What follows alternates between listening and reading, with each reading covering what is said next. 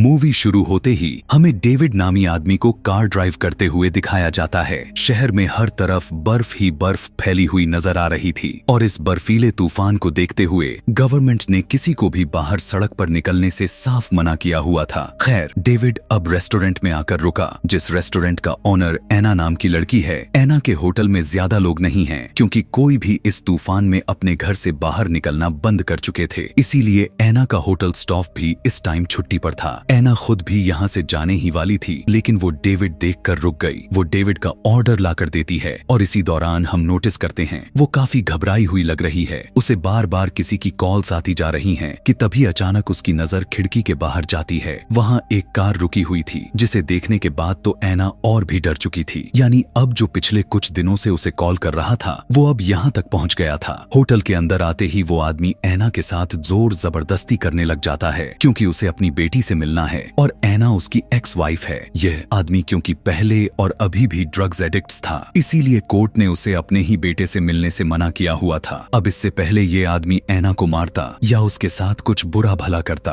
पीछे बैठा हुआ डेविड जो यह सब कुछ देख रहा था, वो इस आदमी को रुक जाने को कहने लगा और उसकी इतना कहना ही था। एना के हस्बैंड का गुस्सा सर पर पहुंच जाती है। गुस्से में वो डेविड से लड़ने के लिए डेविड तक पहुंच गया, लेकिन यहाँ डेविड बहुत ही आराम से बैठा और शांत दिख रहा था। डेविड कहने लगा कि अब तुम्हारे पास दो ही ऑप्शन हैं, या तो तुम मेरे से लड़कर जेल चले जाओ या फिर तुम आराम से घर जाओ, अपनी नशे छोड़ने की तैयारी करो और फिर जज से अपनी बेटी वापस ले लो। यह आदमी पुलिस बुलाने वाली बात से थोड़ा डर गया था, इसीलिए चुपचाप वो वहाँ से चला जाता है। उसके जाते ही एना को काफी रिलैक्स फील हुआ था। यह सब डेविड की वजह से हुआ था। डेविड की समझदारी ने इस सिचुएशन को आराम से हैंडल कर चुकी थी। इसी वजह से एना डेविड से काफी इम्प्रेस हो चुकी थी। यहाँ बैठकर जब वो डेविड से बातचीत करने लग गई तो उसे पता चला कि डेविड पहले से शादीशुदा है। एना का एक्स हस्बैंड जाते हुए डेविड का कार का साइड मिरर तोड़ गया था, लेकिन डेविड उसके लिए भी खामोश रहा। वो टेप के जरिए अपने कार का साइड मिरर चिपकाकर वहाँ से निकल जाता है। तूफान भी अब बहुत ही तेज हो चुका था। बारिश शुरू हो चुकी थी। आगे बढ़ना काफी मुश्किल दिखाई दे रहा था और साथ ही डेविड के कार का फ्यूल भी खत्म होने को आ गया था। इसीलिए रास्ते में डेविड फ्यूल डलवाने के लिए फ्यूल स्टेशन पर रुक जाता है, लेकिन बदकिस्मती से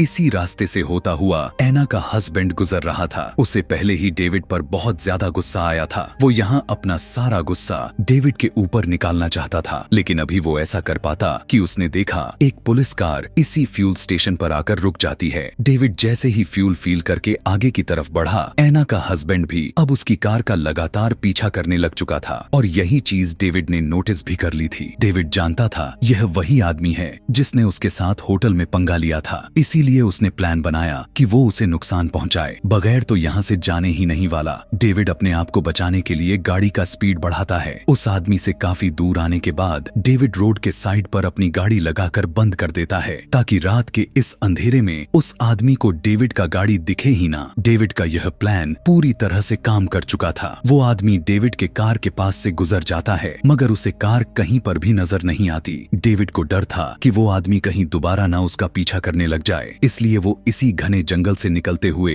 एक पतली सी सड़क को पॉइंट करते हुए निकलने लग जाता है। इस सड़क पर काफी ज्यादा ही स्लिप था। सुनसान इलाका होने और घने अंधेरे में डेविड को ज्यादा कुछ नजर भी नहीं आ रहा था और इसी स्लीपरीनेस की वजह से अचानक डेविड के कार का एक्सीडेंट हो जाता है। उसकी कार स्लिप होकर रोड के साइड में चली जाती है। डेविड ने काफी कोशिश की उसकी कार वापस सड़क पर आ जाते, लेकिन कार के टायर्स बर्फ के अंदर धंसते ही जा रहे थे। मजबूरन वो अपने कार से निकलकर अपने हाथों की मदद से आगे वाली टायर के आसपास से बर्फ को हटाने की कोशिश करने लगा, लेकिन बढ़ती हुई ठंड ने उसके हाथ को जख्मी कर दिए थे। ठंड से उसे लग रहा था कि उसकी हाथ जमकर अब टूट जाएंगे। मजबूरन में अब वो वापस कार में बैठकर अपनी कार का हीटर चालू करके अपने हाथों को सेकने लग जाता है। डेविड को यह महसूस हो चुका था कि उसका अब यहाँ से निकल पाना नामुमकिन के बराबर है, तब तक जब तक कोई मदद के लिए यहाँ ना आ जाए। उसकी मोबाइल में सिग्नल भी नहीं थी कि वो पुलिस को कॉल कर सकें। मदद भी पता नहीं कब आने वाली थी, क्योंकि पहले से ही गवर्नमेंट ने लोगों को सड़कों पर निकलने से मना किया हुआ था और इधर वैसे ही यह सड़क पहले से ही वीरान थी। यही सोचते हुए डेविड अपने कार की बैटरी भी बंद कर दी थी। वो अब यहाँ एक सिगरेट यूज किया और उसे पीते पीते ही यहीं सो जाता है। सुबह उसकी आंख किसी जानवर के आवाज से खुली हुई थी। कोई जंगली जानवर उसके आसपास मंडरा रहा था। उसकी डर में डेविड अपने कार से बाहर भी नहीं निकलता। उस टाइम उसकी उसके पास खाने पीने की कुछ भी नहीं बचा हुआ था, इसीलिए वो अपना यूरेन भी स्टोर किसी डब्बे में कर लिया था। डेविड के दिमाग में अब यह बात भी चलने लग गई कि अगर ऐसे ही गाड़ी यहाँ पर खड़ी रही तो बर्फ गाड़ी को पूरी तरह से ढक लेगी, जिससे कोई दूसरा गाड़ी वाला भी उसे नहीं देख पाएगा और उसका यहाँ से निकलना और भी ज्यादा मुश्किल हो जाएगा।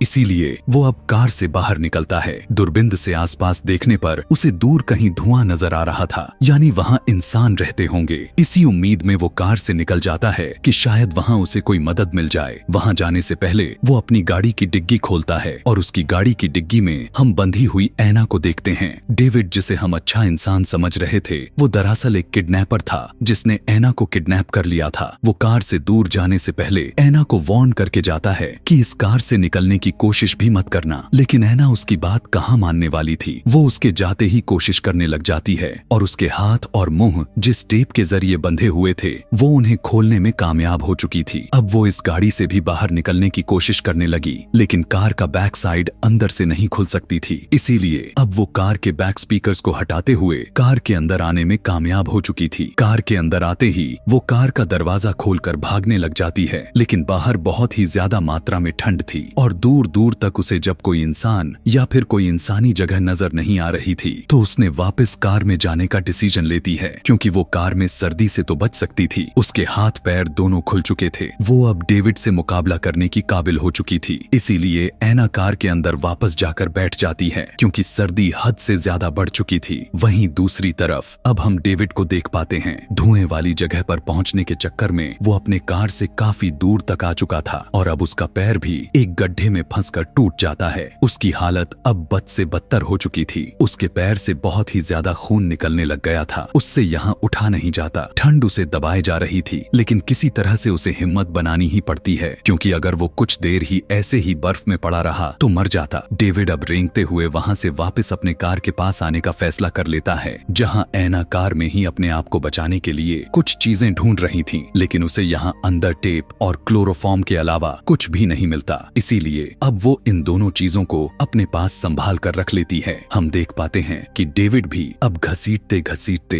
अपने कार के पास पहुंच चुका था। वो कार का दरवाजा खोलकर कार के अंदर बैठ जाता है। अपने पैंट काटकर जख्म देखने पर पता चला कि अब उसकी हालत तो काफी खराब हो चुकी थी, क्योंकि उसकी टांग की हड्डी इतनी खतरनाक तरीके से टूटी हुई थी कि गोश्त को चीरते हुए वो बाहर निकल गई थी। दर्द से वो काफी बुरी तरह से चिल्ला रहा था। ऊपर से कड़कती ठंड उसे और भी तकलीफ दे रहा था। उसने अपने पास पड़ी एक वायर को अपने टांग के ऊपर के साइड पर बांध लिया ताकि ज्यादा ब्लीडिंग ना हो। अपना दर्द को थोड़ा कम करने के लिए वो यहाँ कार में जैसे ही अपना हीटर चालू किया तो उसे भनक लग जाती है कि उसके कार की चीजें इधर उधर बिखरी हुई हैं। वो समझ चुका था कि यहाँ ऐना के अलावा यहाँ कोई हो ही नहीं सकता। इससे पहले डेविड अपना चाकू उठाकर पीछे ऐना के ऊपर हमला कर देता। ऐना उसे ही अचानक क्लोरोफॉर्म सूंघा कर बेहोश कर देती है। बेहोश होते ही उसने एक सपना देखा जहाँ वो इसी बर्फीले जंगल में है। उसके सामने मरा हुआ जानवर पड़ा हुआ था और उसके दोनों हाथों पर खून लगा हुआ है। इस तरह का सपना देखते ही वो डर कर उठ जाता है। होश आने पर वो देखता है कि ऐना ने उसके हाथ स्टीयरिंग से बांध दिए थे और उसकी गर्दन को जकड़ते हुए सीट में बांधा था। ऐना यहाँ पूछने लग गई कि तुम मुझे यहाँ कहाँ लेकर आए हो और मेरा फोन कहाँ है। तब डेविड कहने लगा कि मैंने तुम्हारा फोन को फेंक दिया था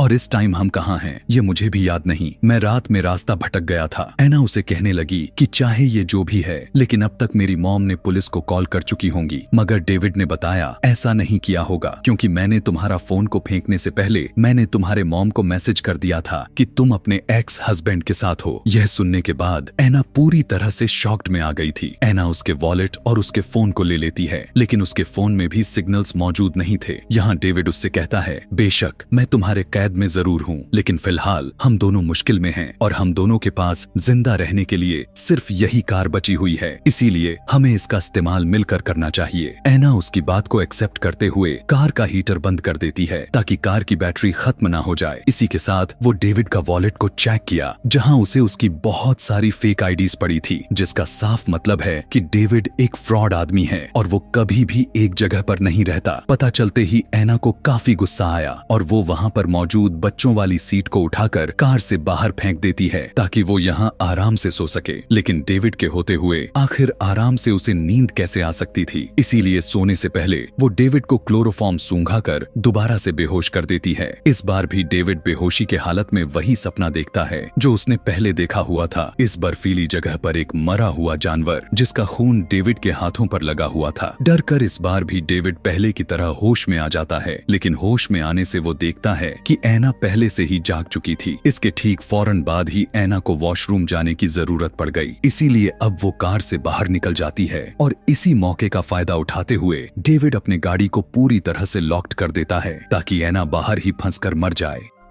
उसकी ऐसी हरकत से ऐना अब जमने लग चुकी थी। उसे बहुत ही ज्यादा गुस्सा आ गया था। अगर उसे जिंदा रहना था तो वो गाड़ी के अंदर ही रह सकती थी। इसीलिए अब वो बेबी सीट जो उसने पहले उठाकर कार से बाहर फेंकी हुई थी, उसी की मदद से गाड़ी की विंडो को तोड़कर अंदर आ जाती है। मिरर टूटने की वजह से कार का टेम्परेचर काफी ज्यादा ही डाउन हो चुका था। गुस्से में अब वो सीट बेल्ट से डेविड की जान लेने की कोशिश करने लग जाती है। वो उसे काफी जोर से दबाए जा रही थी। इससे पहले कि डेविड मर जाता, ऐना के दिमाग में आने वाले कुछ ख्याल उसे ऐसा करने से रोक देता है। टूटी हुई खिड़की से लगातार आने वाली सर्दी इन्हें फ्रिज होने पर मजबूर कर देती। इसीलिए ऐना टेप की मदद से उस खिड़की को बंद कर देती है। इस सब के बाद ऐना अब डेविड का फोन चेक करने लग गई। उसे डेविड के फोन में काफी सारी अपनी और अपनी फैमिली की फोटो मिली, जिससे उसे साफ पता चल गया कि डेविड ने सिर्फ एक ही दिन में उसके होटल में आकर उसे किडनैप नहीं किया था, बल्कि वो तो काफी महीनों से उसे किडनैप करने की प्लानिंग कर रहा था। परेशानी में ऐना अब उसकी गाड़ी जब चेक करती है,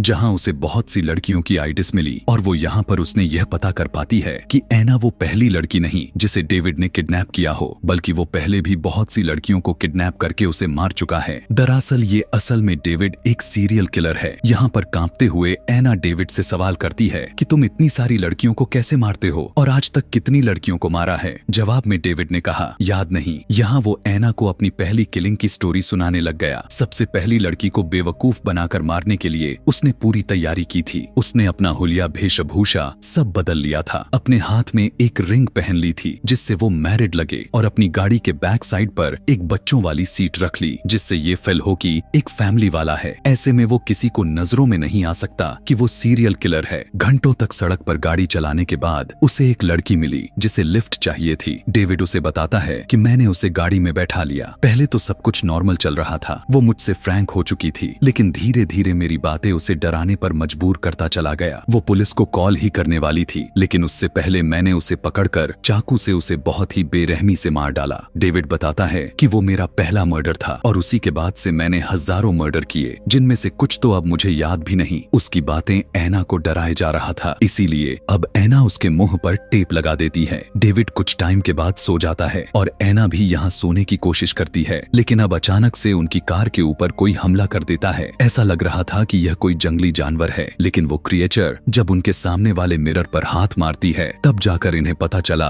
कि वो क्रिएचर जानवर की जगह कोई इंसान की तरह दिखने वाला है। यहाँ पर अब माहौल पूरी तरह से बदल चुका था। इससे पहले ये क्रिएचर इनकी गाड़ी की सामने वाला मिरर तोड़कर मार देता। ऐना जल्दी से कार स्टार्ट करती है और काफी बार कार की हॉर्न मारते हुए उस क्रिएचर को यहाँ से भगाने में कामयाब हो गए। डेविड इस क्रिएचर को यहाँ तक पहुँचने का जिम्मेदार ऐना को मान रहा था, लेकिन ऐना उसे याद करवाती है कि उसका खून बाहर जो बर्फ में पड़ा हुआ है, उसी के जरिए ये क्रिएचर यहाँ तक आ गई। डेविड का जख्म अब बिल्कुल काला पड़ चुका था। उसके पास वक्त बहुत ही कम बचा हुआ था। उसे अब बचने का कोई भी मौका नहीं दिख रहा था। ऐना डेविड को बाहर घूम रहे क्रिएचर के बारे में बताती है और कहने लग गई कि यह क्रिएचर कोई इंसान नहीं थी, बल्कि ये एक रूह यानी किसी शैतान का साया था। वो कहने लग गई कि यहाँ पर रहने वाले लोगों का कहना है कि यहाँ पर आए बुरे लोगों को यह शैतान बहुत ही बुरी तरीके से मार देती है और अपने शिकार को मारने से पहले वो उसके सपनों में आकर उसे डराती रहती है।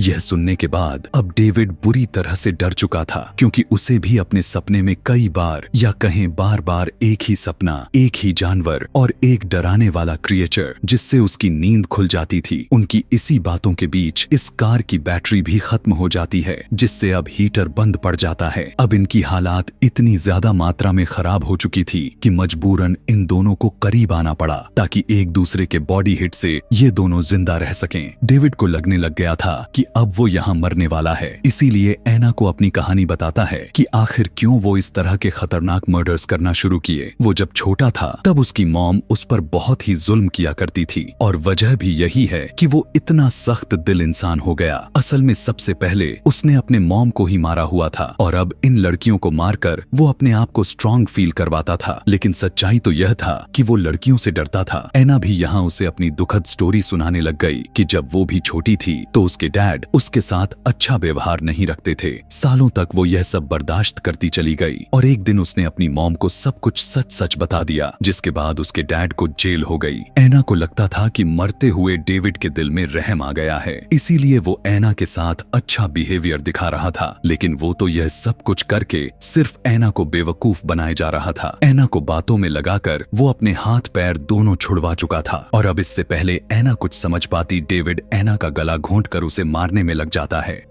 एना की सांसें रुकने लग गई थीं, लेकिन एना पूरी तरह से अभी मरी नहीं थी कि तभी अचानक कोई उसकी गाड़ी का दरवाजा खोलता है। बाहर से अंदर आने वाले वही स्पिरिट, वही क्रिएचर थी जिसकी कहानी एना ने डेविड को सुनाई हुई थी। साथ में वो एना को भी लेकर जाने वाली थी, लेकिन एना अपने आप को बचाने के लिए पहने हुए जैकेट उतार देती है जिसे उस क्रिएचर ने पकड़ा हुआ था। इसी छीनाच पट्टी में क्रिएचर के हाथ डेविड लगता है। डेविड को यहाँ से लेकर जाने के बाद एना जल्दी से कार को लॉक्ड किया और वो क्रिएचर यहाँ आकर उसे ढूंढ ना ले, इसीलिए वो कार के ट्रंक में छुप जाती है। अब उसने कोई मोटे कपड़े नहीं पहने हुए थे, जो जैकेट था वो भी अब जा चुका था। अब शायद ये सर्दी उसे मार देती, लेकिन उसकी किस्मत अच्छी थी कि यह बर्फीला तूफान रुक जाता है और बर्फीले तूफान के रुकते ही बर्फ हटाने वाली गाड़ी यहाँ आ जाती है। जिस ड्राइवर की नजर इस कार पर पड़ जाती है, वो जैसे ही इस कार के पास आता है तो उसे यहाँ मरे हुए डेविड की ऑर्गन्स नजर आ रहे थे। गाड़ी को अच्छी तरह से चेकअप करने पर उसे गाड़ी में यहाँ कोई नहीं मिला। फिर जब वो गाड़ी की डिग्गी खोला तो वहाँ अंदर एना थी। सर्दी की वजह से उसकी हालत काफी खराब हो चुकी थी, लेकिन अभी भी वो जिंदा थी, जिसे अब रेस्क्यू कर लिया जाएगा। उसकी जान बच जाएगी और इसी के साथ यह कहानी यहीं पर खत्म हो जाती है। ऐसे ही और भी मूवी एक्सप्लेनेशन वीडियोस देखने के लिए कमेंट में नेक्स्ट लिखना ना भूलें। Thanks for watching.